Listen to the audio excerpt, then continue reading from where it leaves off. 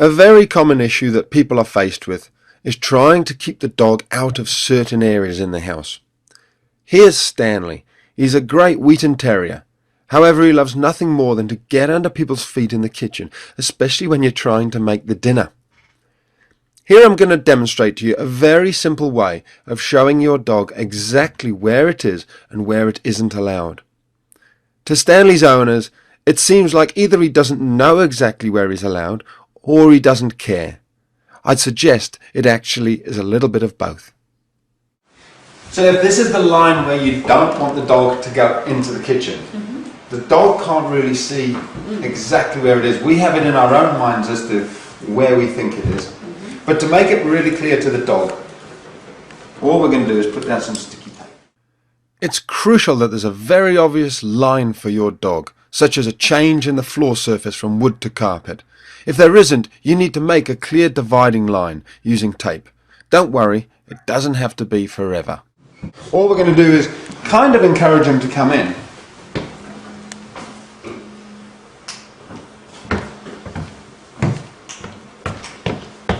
He already knows there's something up. There's a line there.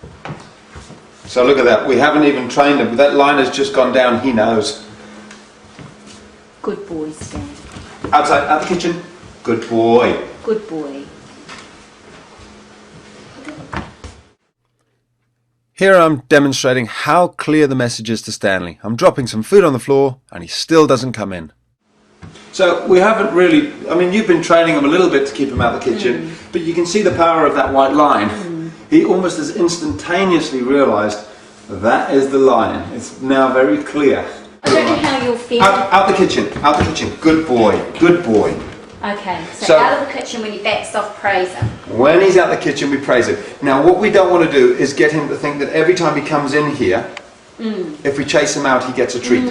We want him off the line. So we're actually going to say, out the kitchen, good boy.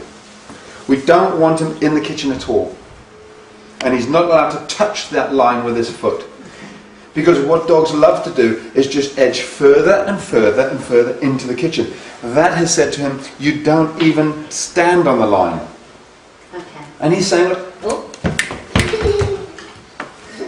And you can see you can use any sort of energy to drive him out. Even just stamping your feet a little bit, moving towards him. Maybe, shh, out the kitchen, out the kitchen. Are you making sure you don't look at him, or are you looking I'm not looking at him now to invite him in. Right. If you look at him, you invite him. So I'm deliberately ignoring him. And you can see he's good. Now, when he's being like that, that's a very good boy. He's been outside for a good long time, out the kitchen. So good boy, good boy. Very good boy, darling.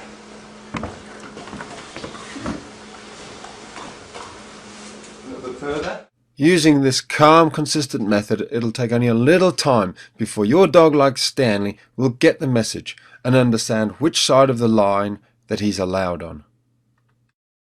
As with any training, it'll have maximum effect only if your dog listens to you because you're the pack leader and you've already implemented the 5 golden rules that are shown in the first section of the members site. If you aren't a member yet, then hopefully this will give you a clearer idea of how to communicate to your dog and how willing they are to listen to you when they respect all your decisions.